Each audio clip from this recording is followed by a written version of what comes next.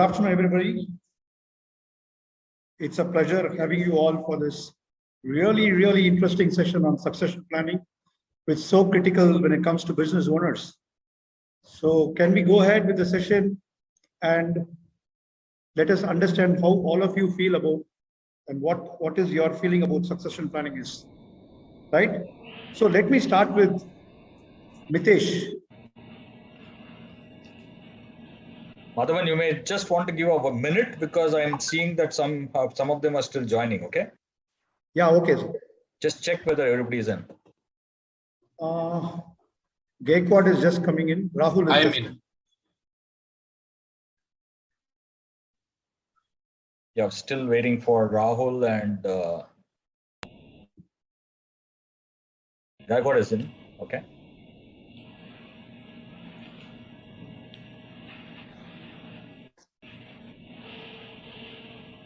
Only Rahul is there. I think you can get started then. We'll start it, sir. Yeah, Madhavan, please go ahead. Yeah. Hi, Mitesh. So, Hi, Madhavan. So my first question I would like to put across to you is, so all of us are in different stages of our life cycle. Keeping this in mind, when do you feel is the right time to start thinking about succession planning?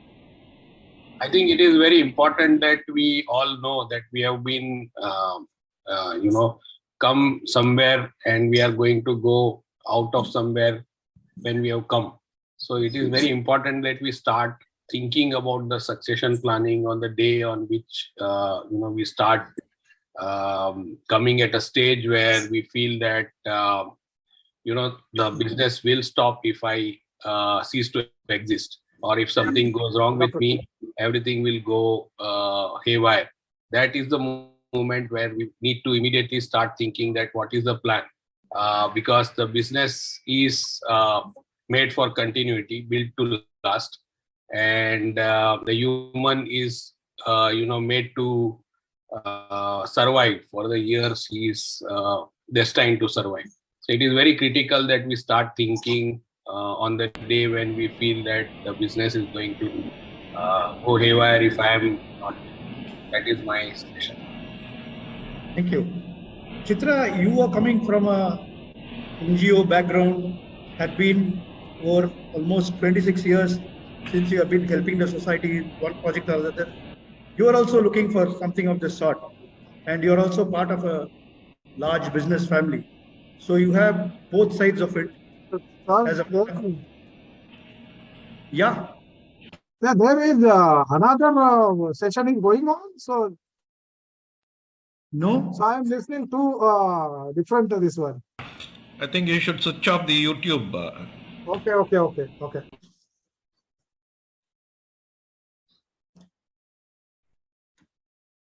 You're comfortable, sir? Just a minute.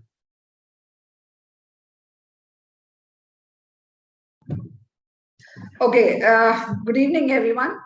I think, Madhavan, you didn't finish your question. Yeah. My thing is, you have exposure to both sides of the world, one from your family side, another from your professional side.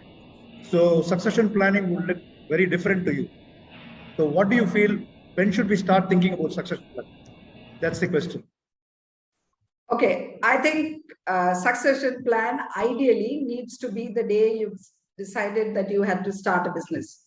Simply because you don't know what life is in store for you.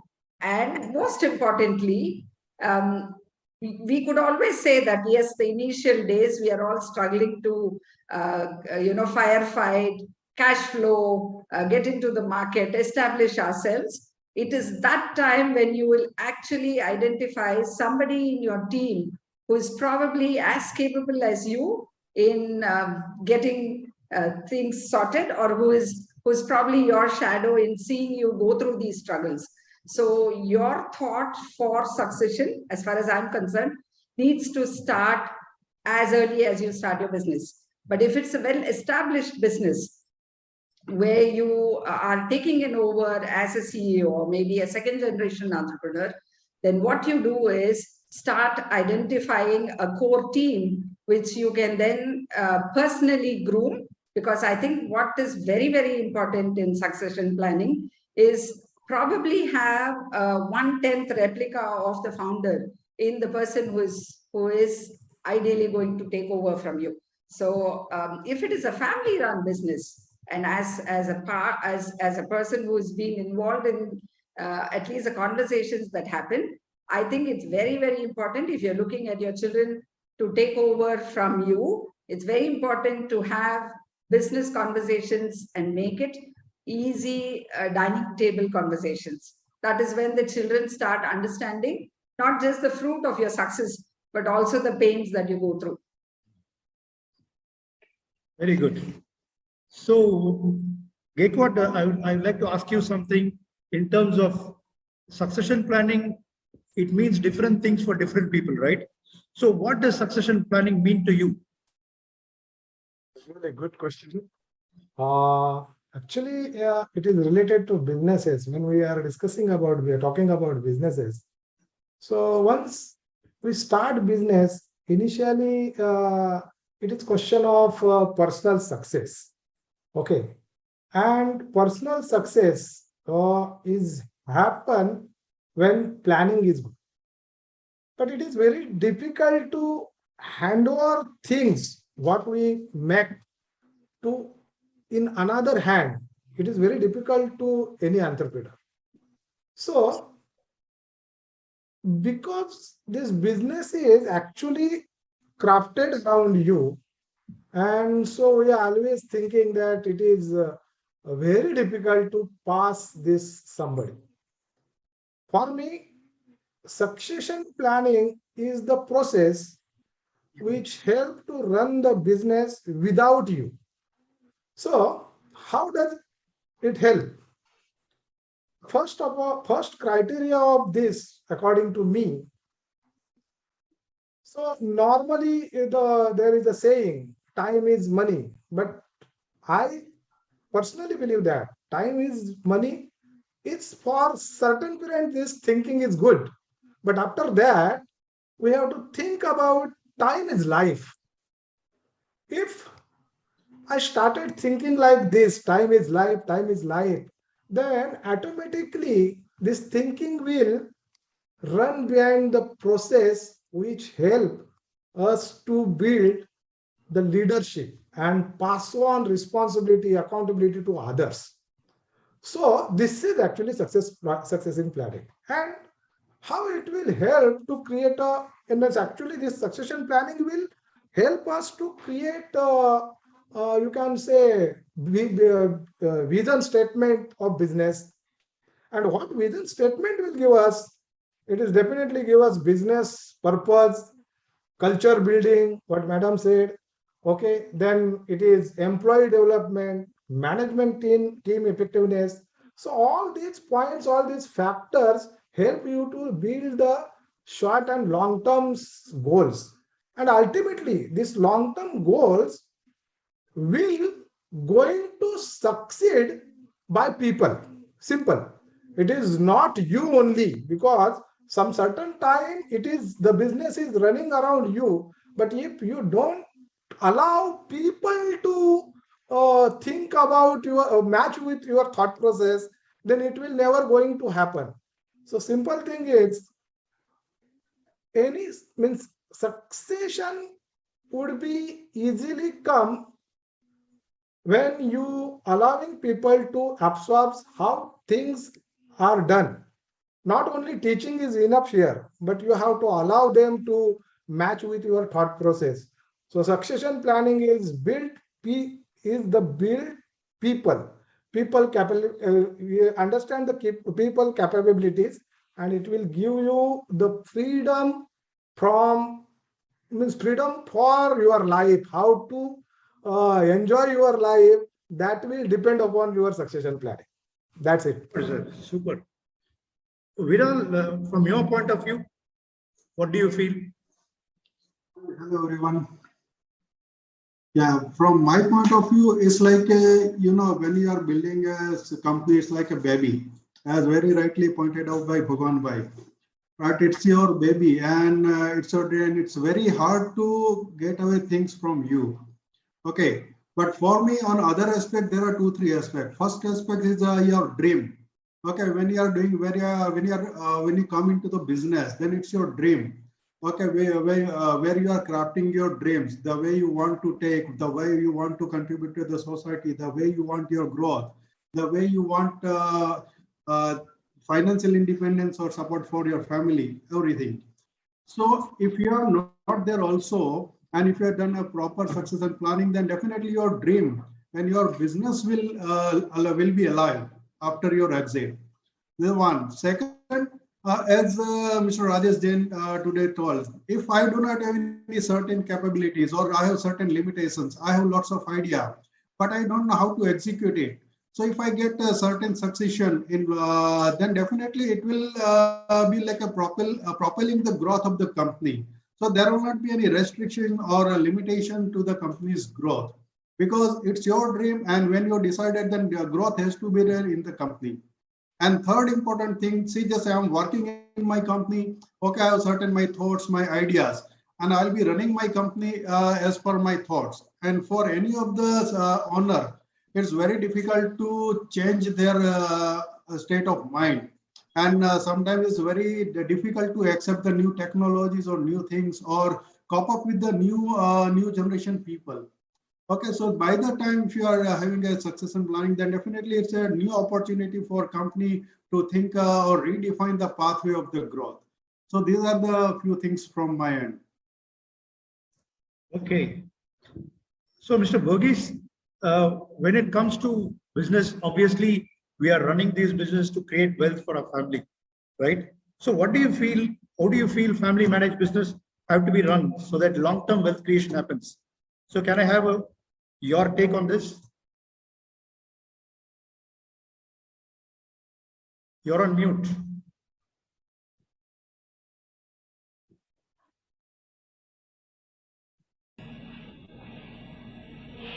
Is it me? Yeah, it's you. Sorry. Actually, when it comes to wealth, people have different ideas. Some people think wealth is like owning properties, or some people think it as a investment or how much cash in hand. But in a financial standpoint, I think wealth is the number of assets that you have minus the debt. And I know that the general saying is, 3 steps: make money, save money, and invest money. So those things are the things that can create wealth. So when you say make money, it's not, they say, you should have multiple streams of income, not one stream. And save money also, the trick is that you have to, even if it is small amount, you regularly save money and also see that it compounds also. And thirdly, invest every single day. That is also something that we rarely do, because we are in business and we are going after things day in and day out with some problems. And also multiple streams. You cannot work in a place where you have a capacity where only certain amount of money is going to come, and then how much more hard you will work, only that capacity of money will come. So multiple streams of money is definitely necessary. And one of the important idea that we should have about long-term wealth creation is safeguard your greatest asset, that is you. We have to safeguard ourselves, our health, so that we can generate wealth long-term, and also see that we have a financial safety always, and take care of those things. And I think when there is multiple streams of income, we will be able to generate wealth. Very nice. So, Mitesh, you would like to share your views on this point? Yeah, I think make money, save money, invest money is a good idea. I would add one more that, make money, save money, invest money not in only in securities and assets, invest in relationships also.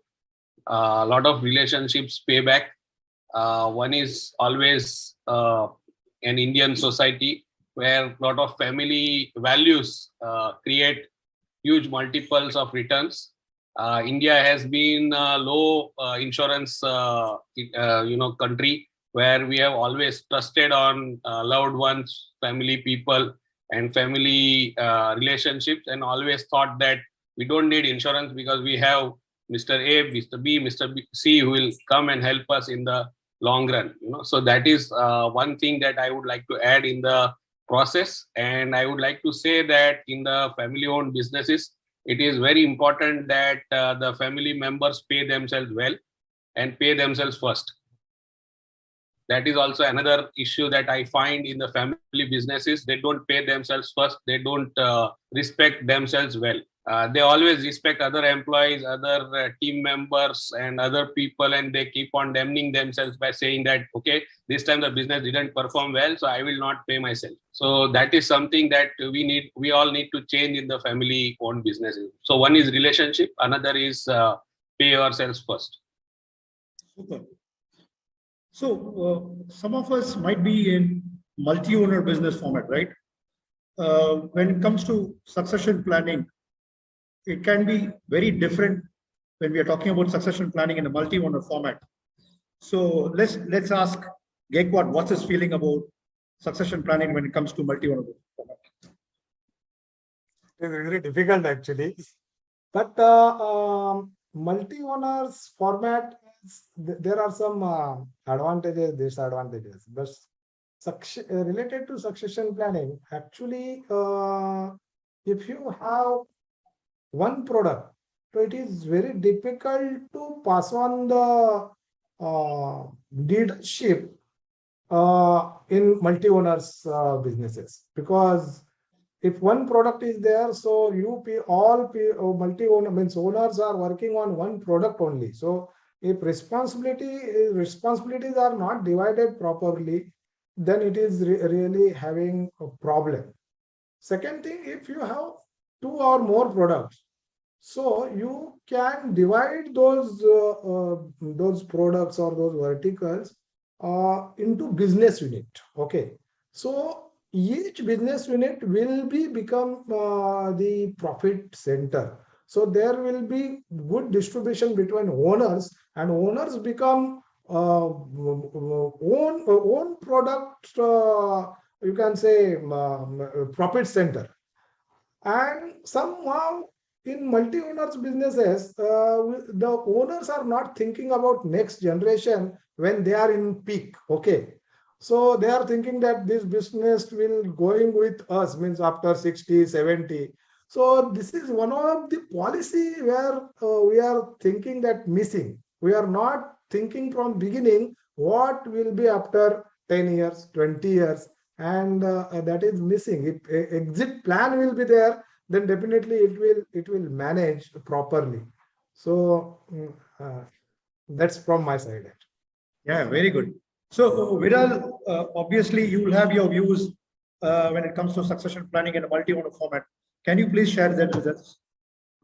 For any of the company, what I understand, let it be a multi-owner or a single owner, right? But any company has their own purpose, and the purpose always drives the company. Okay, and the second common thing is the company's value system, and that is non-compromisable for each and every owner. And third one is a company culture, right? As Bhagwan Bhai said, okay, so there are, so if company is having only one product, or company is having a multiple product, but as Rajesh Jain sir said, there in the company there will always be a one dictator. Okay, only one leader. There cannot be multiple leader in the company if you focus on the company's growth. And when we are thinking in this context, then definitely there has to be certain common the purpose, company culture, and company's non-compromisable value system. So any of the successor who is aligned or who is aligned to this, or which you are planning, then definitely you should one should train the successor with this purpose, culture, or the company's vision. Actually, we also run a multi-owner firm. So I'm sorry I'm interrupting, but Yeah, please share. we are like 5 partners and we work together in a consulting organization, and it has been amazing journey wherein we went through, step by step increasing the number of team members are merging multiple firms together from 2003 onwards to 2016. We merged 3 firms and we are now 5 partners. We work together and it's completely owner driven environment. So one of the things that I would like to add in the owner-driven environment, the succession planning is each individual's choice, each individual owner's choice. One would like to retire at 45 and another would like to retire at 70. But I think the organization's purpose and goal should choose the ultimate exit plan for each one of them instead of the owner himself. So it is becoming very significantly important that a owner starts underperforming after 50-55 and loses energy at a particular juncture. So he should cease to then participate in decision making or reduce his participation over a period of time and allow others to increase their participation and share by that means. But that generally doesn't happen, and that is the biggest catch. And there needs to be a lot of deliberation and discussion between the multiple owners all the time on this subject, and wherein we should ask this question that you want to continue up to 70, but whether your vigor is allowing you to continue up to 70 or not. And if not, why are you continuing to say that I want to continue? Please continue in a corner room, but don't be trying to drive the purpose of the organization. Otherwise, it will become a killer. Very good. So I know I've kept Rahul silent for quite some time, and hopefully he's not annoyed with me. But I would like to ask him the right question. That's why I had waited for some time. Rahul, from your point of view, you're in the point where your next generation might be coming into or might not be coming into your business. So when it comes to bringing in next generation, there's always variety of challenges that we have, particularly because of the preferences that the next generation has. So Rahul, can you talk about it and give your views on this? Yeah, thank you, Madhavan, and good evening to everybody. Probably you wanted to give me the last word, so you reserved me for the last. Rahul, in a relay race, who's kept in the end? Yeah, the fastest runner. Yeah, that's why I kept you. Yeah, but I'm the oldest. So Mitesh just said that the oldest is not the fastest. So I wanted to tell him that that's not necessarily true. So anyway, coming to I said the vigor should continue. My point is the vigor should continue. Right. Okay. So sorry for countering you. Now the thing is on succession challenges. Yes, like Chitra started off succession. When you talk of in business, normally what comes to your mind is the next generation taking over the ownership, right? But when I saw the post from TAB, which also said grooming leaders within, that is another aspect of succession. So I'll try to talk about the challenges of both quickly, share my thoughts rather. The first one is probably something which is easier. Talk about grooming leaders within your organization. The challenges I would see is, within the organization, you may have, yes, definitely, you will find people who are willing to step up, right? And with the years, you'll see that they are able to take on additional responsibility, right? I have stories within my organization of people who have been here starting from 3 years to probably 15, 20 years and taking up, multiple roles and almost freeing me from operations. And their responsibility is growing so that you can delegate and get out of those areas. So it's easier grooming people within the organization, provided there is no competence deficit, right? The person is not exposed, which will happen over time. So if you have experienced people who are exposed to different facets of your business, you can always hand over, provided the person is willing. So that's about grooming leaders within the business. Getting leaders from outside the business, I have found it much more difficult, because if you try to get somebody from a bigger company, right, first of all, you'll get people who may not be competent, right? And those are the only people who are available, because people who are competent, their companies won't let them go. The only ones who are available are who are not competent. And if you do happen to get a competent guy from a bigger company, he'll come and do half the work for double the pay that you're used to paying for that job. Okay. So that's about grooming others, employees, people whom you've employed for leadership roles within your organization. Coming to the issue which I face, like you rightly said, being a senior citizen now, I have to think about handing over ownership of my business. And obviously, the first choice would be somebody from your family. I do have a son, and I'll share the challenges. So I think it's, first of all, the first challenge is within your mind itself. You see, both are your children, your business as well as your child, right? So first of all, whether him or her coming into your business is the best thing for your child. You can't say that for my business and its, what should I say, longevity or its surviving after me, I kind of make him the bakra to carry on the bucket, right? He needs to be both interested as well as, yes, he needs to be interested, and it should be the best thing for him. Unless you feel that he has a future in it, you shouldn't trust it upon him or her. That is one thing. And of course, the person should also be qualified to take over the business. And secondly, as I said, both. He should be the best thing for the business also. It should be both ways, right? The business should be the best thing for him to do in his life, because you would want your child to be happy. And at the same time, he should be the best thing for the business for you to hand over custody of your business, because you wouldn't like it to suffer if he is not up to the mark, which happens in many cases. The second thing, which is also a bigger challenge, is enrolling. If in case you get through that hurdle, the second thing is enrolling the person, your child, into accepting that that is the best thing. You know, today children have their own mind, right? They know best what is, for them to do. I think it probably happened with our generation, right? My parents didn't really tell me what to do. And I think my children won't even listen if I tell him what is best for him. Right from the time he selected to do his engineering, the branch he took, and thereafterwards, they decide what they want to do, what they want to study, whom they want to marry. And even if you have wealth, they don't care for it. They say, I'd rather make my own wealth than take over your wealth. I don't feel, what shall I say, fulfilled taking over your wealth. So I'd like to, prove myself. So that's the second challenge over there. This is what I'd like to say. I mean, that's it. So enrolling is also a bigger challenge. I tried. I worked. My son was struggling for a job. He went back to the US for a second MS just to see that he got a job there, and had a long struggle under Trump to get a job, long time. At that time, I tried to enroll him. It just became a one-way conversation where I tried to sell a lot of things to him, at the end of which he said, let me do what I want to do. And so that's the second challenge, right? Enrolling them.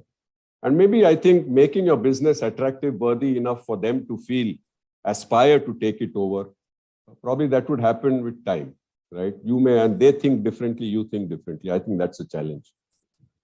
So that's what I'd like to say about the challenges of, succession in your business. Thanks, Rahul. So, Mr. Thomas Verghese, you will obviously be having your views on this. So can you please share them? Yeah, I have a view because I had a son who finished his engineering last year, and he joined here as soon as he finished his studies, and he's working with us for a year now. And today morning I said, this is the topic that I'm going to speak, and what is your thought? And he was saying that if there is closeness in the family, then I think they will be willing to come and join and work together. That is one point that he was sharing with me. But I think generally joining family business is a plan B or plan C for everyone. It is not a plan A. So the one thing is they would like to go and work somewhere else than come to your place, which means something else is attracting them. If that same environment is there in your factory, I think they will, or in your company, they will be willing to come and join. So that may be one thing. But I have one more son who will be finishing, who is in college. I have a brother with whom I run this company. So we are a family-owned business, and he has two sons. And but generally the talk is they all want to come and join here. And one reason is because I have nephews who studied degrees and were struggling very hard to get job, and a lot of struggles what they had they used to share with them, so they all want to come and join here. So that may be because plan is A is not working for them, maybe plan B and C is they are ready to come and join. So I think creating a better work culture in your place makes a big difference. And we know that they are all tech savvy, they are so prematurely mature, they are pampered, they are empowered, they are not very, they may not be very willing to take risk, they are protected. All these things are there, but still, I think if they can, if it is a large and professionally managed business, I think they will be willing to come in. And if there is emotional closeness in the family, and if there is frequent communication in the family, I think it will be a very good thing where they can come in and join. That I think those things can overcome the challenges. So the challenges are the other things. Very well said, sir. So, Chitra, I'm going to ask you the next question. Obviously, you will say I'm an NGO. So where do I talk about valuation and all? So the target is not your profession alone. You're part of a very large industrial family. So we would like to listen from you. You'll be obviously part of so many discussions in your family.